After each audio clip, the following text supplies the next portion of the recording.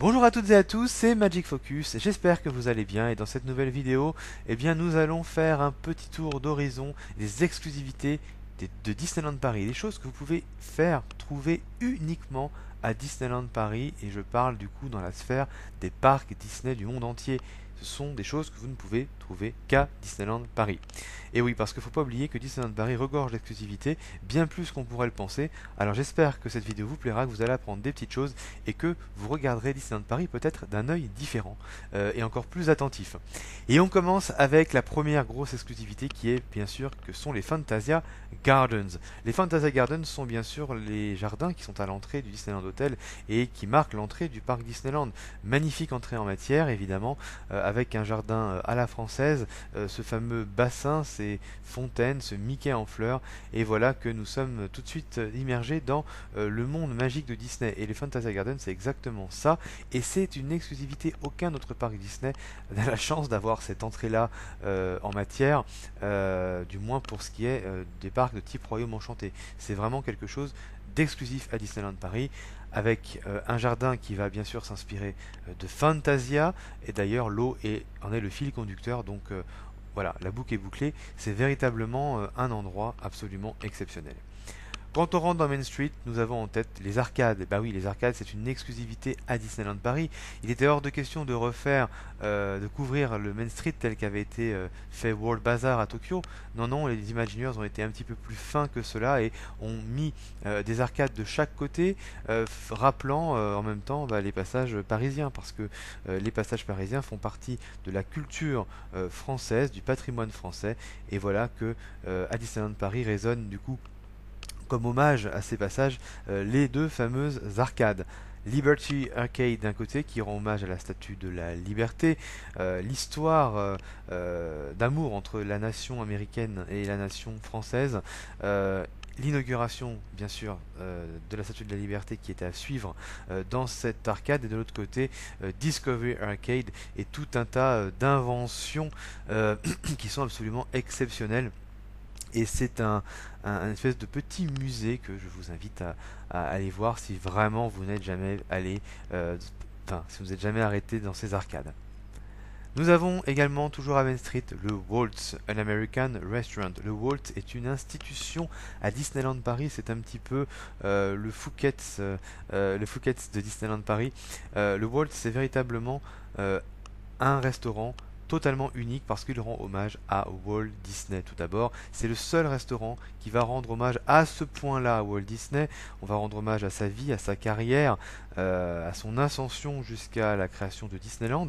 Et puis chacune des pièces, chacune des salles est thématisée autour, d'un land du parc Disneyland.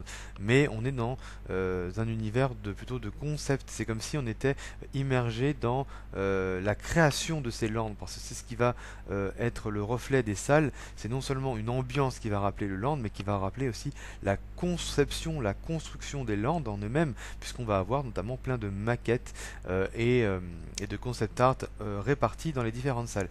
Donc c'est véritablement une institution à Disneyland Paris et c'est unique. Voilà, il n'y a pas d'autre Waltz, c'est le Waltz. Voilà, tout simplement. On passe du côté de Discoveryland et bien sûr on va parler de Space Mountain. Et si Space Mountain existe bien sûr dans les autres parcs, notre version est totalement différente. D'abord d'un point de vue architectural, elle est beaucoup plus imposante, beaucoup plus détaillée. Le dôme est absolument impressionnant. Et bien sûr, la thématisation s'insère dans une thématisation plus globale, steampunk, qu'est notre Discoveryland. Et puis évidemment, n'oublions pas que notre Space Mountain, en plus d'être le seul à avoir un looping, eh bien c'est le seul qui a ce fameux canon de recul qui permet d'envoyer les visiteurs aux confins de l'univers. Donc il faut vraiment savoir que notre Space Mountain est une version qui est totalement unique, hein. C'est une version unique, c'est un petit peu comme les Haunted Mansion avec Mystic Manor à Hong Kong par exemple. C'est véritablement une autre attraction que celle de Space Mountain des versions antérieures. On a toujours à Discoveryland les mystères du Nautilus. Bah oui, parce que on peut pas parler de Discoveryland sans parler de Jules Verne, et donc on peut pas parler de Jules Verne sans parler du Nautilus et de 20 000 lieues sous les mers qui a été repris ensuite en film par Walt Disney.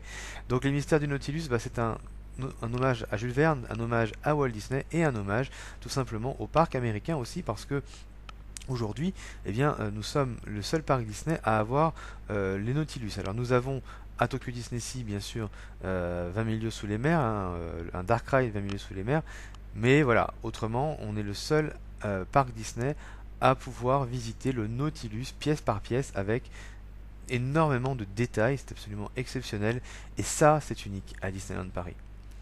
On passe du côté de Fantasyland et on commence avec notre château bien évidemment, mais plus particulièrement la tanière du dragon, parce que nous sommes effectivement à Disneyland Paris, le seul parc Disney à non seulement pouvoir aller au fin fond du château, dans les ténèbres du château, mais nous sommes aussi les seuls à avoir un dragon audio-animatronique qui est aujourd'hui toujours l'un des plus impressionnants et des plus imposants, près de 25 ans après sa création, ce qui est quand même assez exceptionnel hein, quand on y pense bien.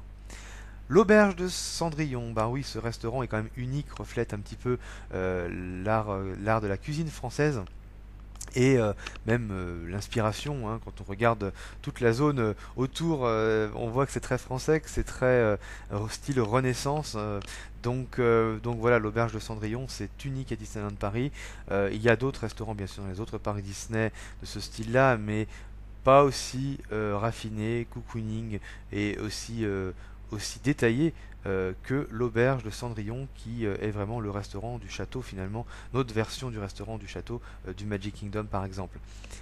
Le Toad Hall Restaurant, là aussi, on peut parler de plein de choses, mais n'oublions pas le Toad Hall. Le Toad Hall qui reprend exactement la même façade que Mr. Toad's Ride en Californie. D'ailleurs, les Imagineers avaient à la base prévu de mettre l'attraction avant de penser qu'elle n'aurait pas forcément grand succès en Europe.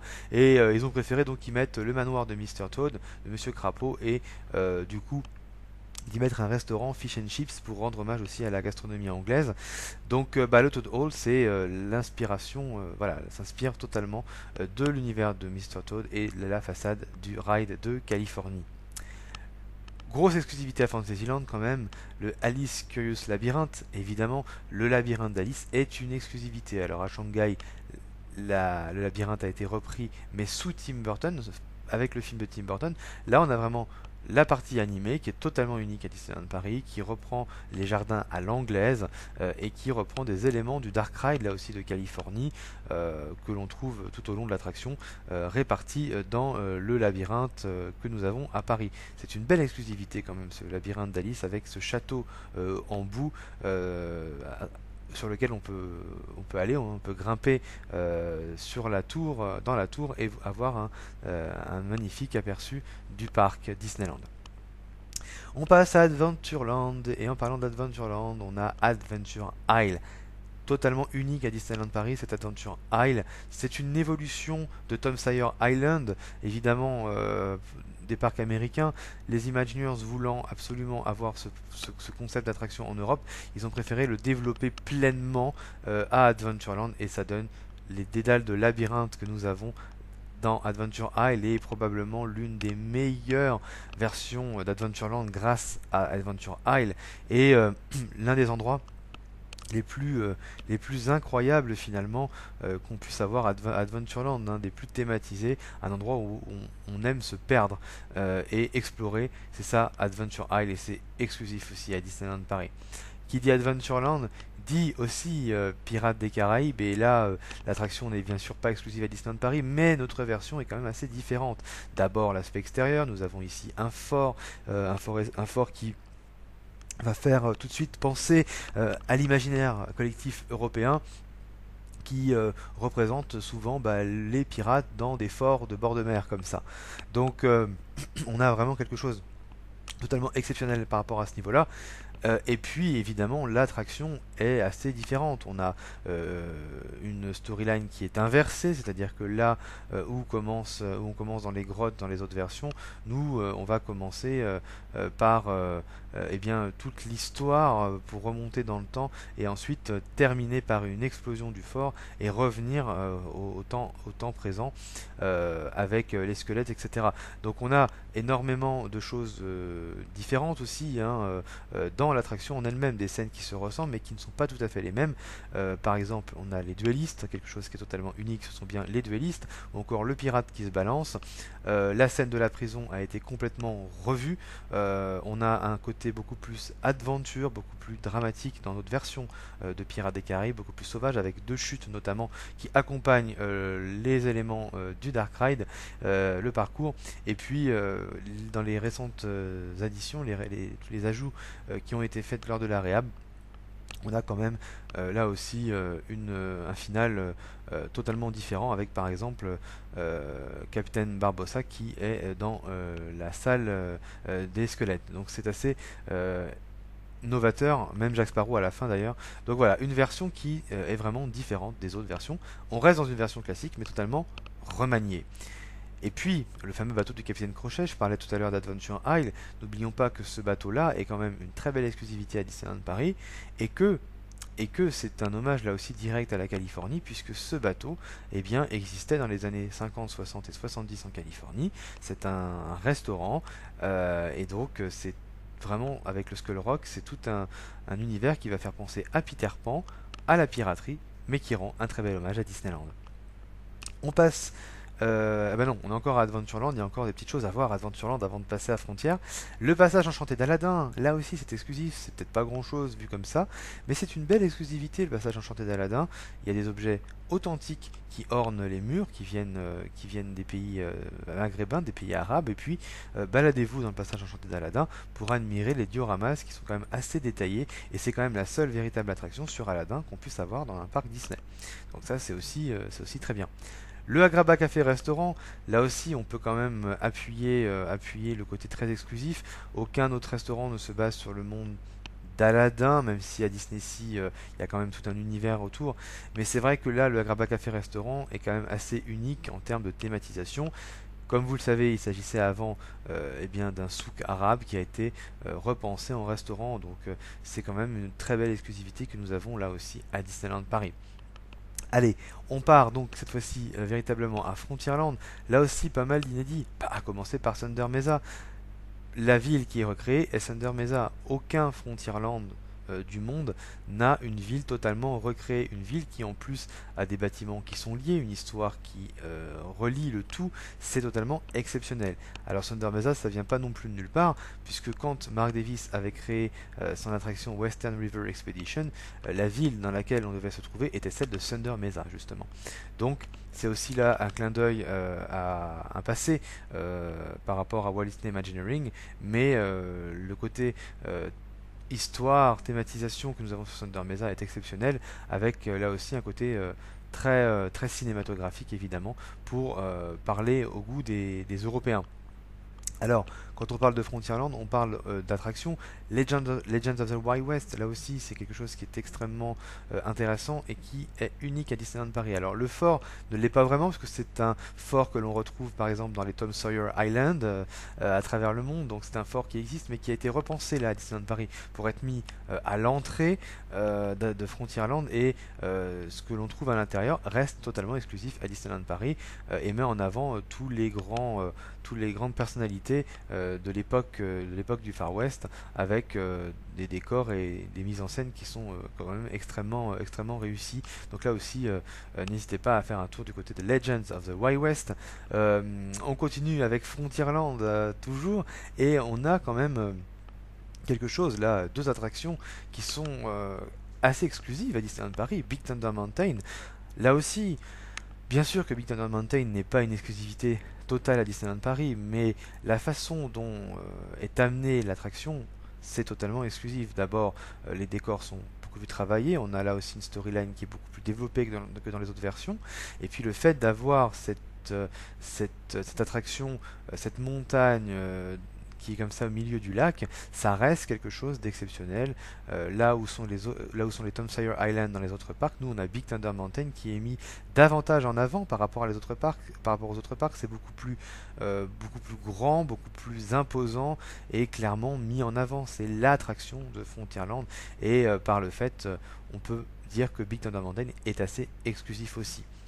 Et puis en parlant d'attraction de Frontierland, on a Phantom Manor qui là est assez exclusif dans la façon dont on nous amène l'histoire, d'abord encore une fois la thématisation, qui est très différente, avec un côté bien plus maison hantée, abandonnée, qui est lié avec toute la storyline de Frontierland, et puis on a bien sûr beaucoup plus de scènes, disons, assez différentes, notamment l'embarquement, enfin, quand on arrive, c'est totalement nouveau par rapport à ce qui se fait aux États-Unis, et puis la scène quand même des catacombes qui est totalement différente et qui n'existe pas du tout dans les versions américaines, puisque aux États-Unis c'est un cimetière avec des fantômes qui est présenté.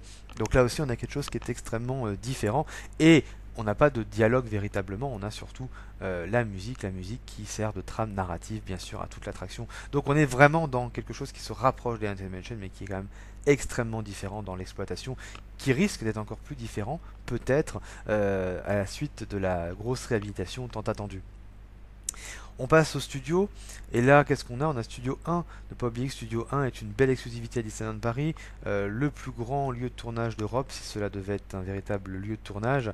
Et on a là aussi plein d'éléments qui nous rappellent un Hollywood mythique des années 20, 30, 40, un Hollywood qui n'a jamais véritablement existé. C'est un Hollywood avec énormément de références au véritable Hollywood et à son passé. Donc c'est un très bel hommage au cinéma que nous avons à Studio 1. Au Walt Disney Studios, nous avons bien sûr Crush Coaster, qui est probablement l'une des attractions les plus populaires du Walt Disney Studios actuellement. Et c'est vrai que c'est une attraction exclusive parce que là, on a un thème qui n'a jamais été abordé, à savoir Crush. On a souvent Nemo qui est mis en avant, mais Crush, qui est un personnage secondaire, là est mis en avant pour faire vivre des émotions aux visiteurs dans le courant Est australien. Donc finalement, c'est une interprétation assez singulière et assez originale du film Nemo, et l'attraction est quand même assez réussie dans ce qu'elle propose, même si c'est pas forcément la plus aboutie. Généralement, elle a un très bon taux de satisfaction. La place de Rémy qui va rester unique parce que ça restera le bel hommage des Imagineers à Paris, à côté de Paris, donc c'est le Paris pixarisé, avec notamment le restaurant Bistrot chez Rémy qui lui restera totalement unique, être réduit à la taille d'un rat, avec énormément d'éléments très grands, démesurés, c'est quelque chose qui est quand même assez exceptionnel. Et c'est vrai que là, même si Ratatouille ne sera plus une exclusivité à Disneyland Paris puisqu'elle arrive à Epcot dans le pavillon français, il faut quand même se dire que la place de Rémy et le bistrot chez Rémy resteront de belles exclusivités à Disneyland Paris. On va pas exagérer. On ne peut pas dire que là, on a quand même de la chance par rapport à ce restaurant. Et puis, je finirai par le complexe hôtelier en lui-même.